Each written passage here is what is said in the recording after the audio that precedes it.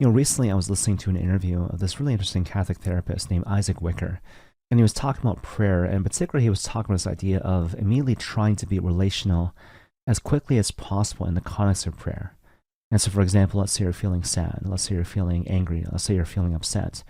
Maybe you're angry, sad, and upset at the Lord. Again, the invitation is to not hold back, to not go the way of self-censoring, but to immediately share this particular experience with the Lord in the context of prayer, in the context of relationship. Lord, I'm angry at you. Lord, I'm sad when I think about you and what you're doing in this world. Lord, I don't trust you, whatever the case may be. And when you do this, funny enough, what happens? This type of experience, instead of constituting a barrier in terms of your relationship with Christ, it becomes a particular means by which you achieve intimacy with Him, because you're sharing with Him a certain vulnerable place in your heart. And I suggest, friends, this is a really interesting way to frame this really iconic story that you find in the Gospel of Mark, chapter 10, this story of the rich young man.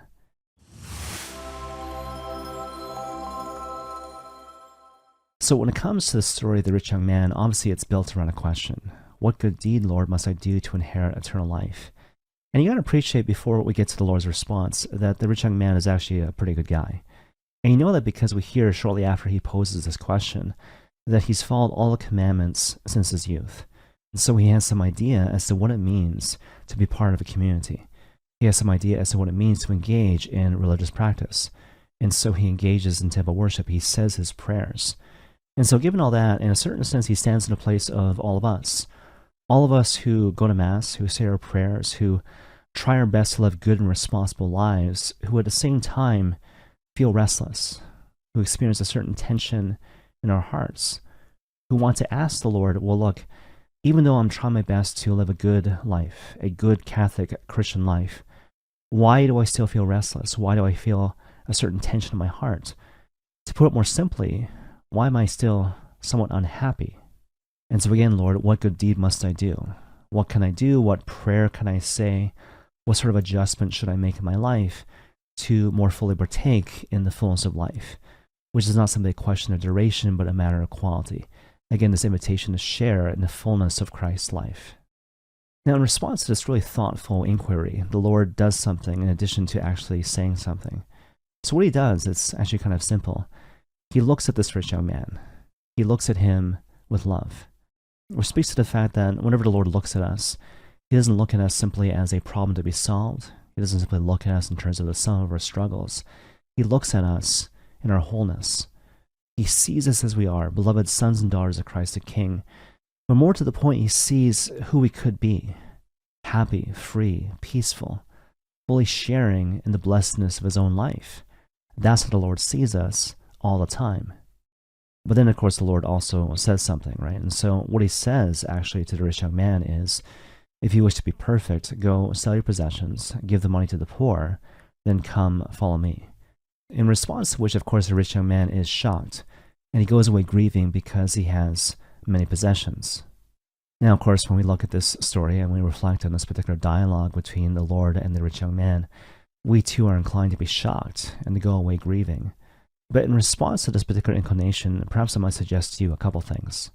First of all, this notion that when the Lord says to the rich young man, come follow me, it's not some random turn of phrase, but it's a particular expression commonly used at the time to invite a person to follow a particular rabbi in a stance of discipleship. And so contained in this particular statement is an invitation, but also a promise.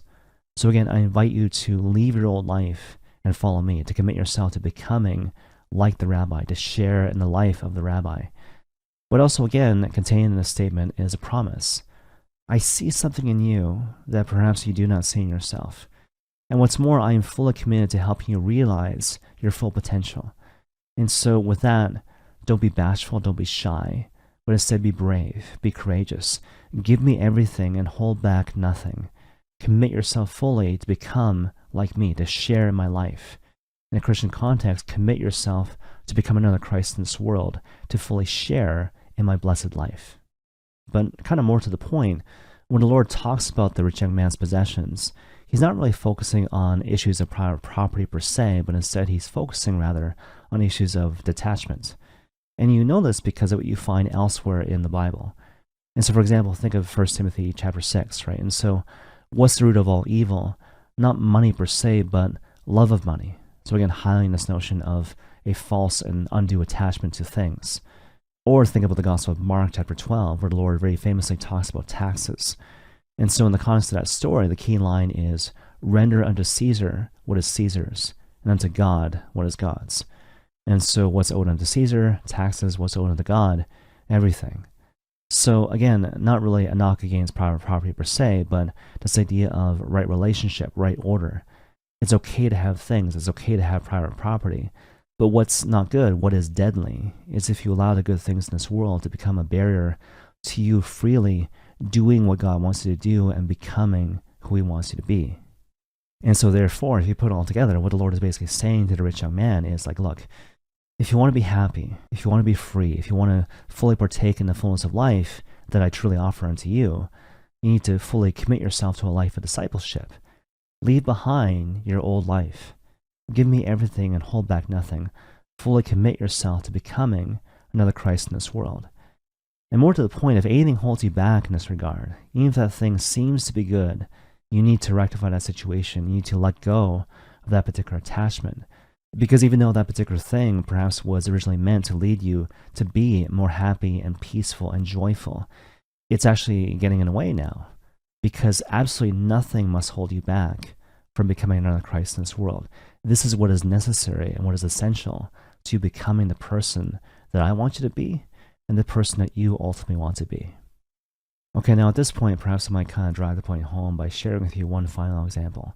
And this is from the life of St. Ignatius, who lived in the context of the 16th century. And so basically, St. Ignatius of Loyola, the founder of the Jesuits, his big plan pre-conversion was to become this famous soldier who was really popular with the ladies. But then what happened was that in the midst of one particular battle, his leg was shattered by a cannonball, as a result of which he was basically committed to resting up for a long period of time, waiting for his leg to heal. And next to his bedside, he didn't have anything to read except books about Jesus and the saints. And initially, he didn't want to read these books, and so for the longest time, he just kind of spent his time imagining the life that he could have had. So he started thinking about what his life would have been if he would have been a famous soldier, famous with the ladies, that type of thing. As a result of which he felt joy, but it was a shallow joy. And when he stopped thinking these thoughts, this joy dissipated, and he felt empty and sad and even somewhat lost. And after a while, he got kind of bored, and he started reading these books about Jesus and the saints. And he started imagining, what if I was like a St. Francis? What if I was like a St. Dominic? In the sense of giving my life to Christ, giving him everything and holding back nothing. And what he experienced was joy again, but this was a deeper joy, a richer joy, a joy which persisted even after he stopped reading these books and stopped thinking these particular thoughts. And so he went back and forth between these different types of joy after reflecting on his different types of experiences until he realized that the Lord was actually speaking to him through his deep desires. And then eventually he got to the point where he eventually realized, well, look, I don't have to simply imagine having a joyful life following Christ. This could actually be my life.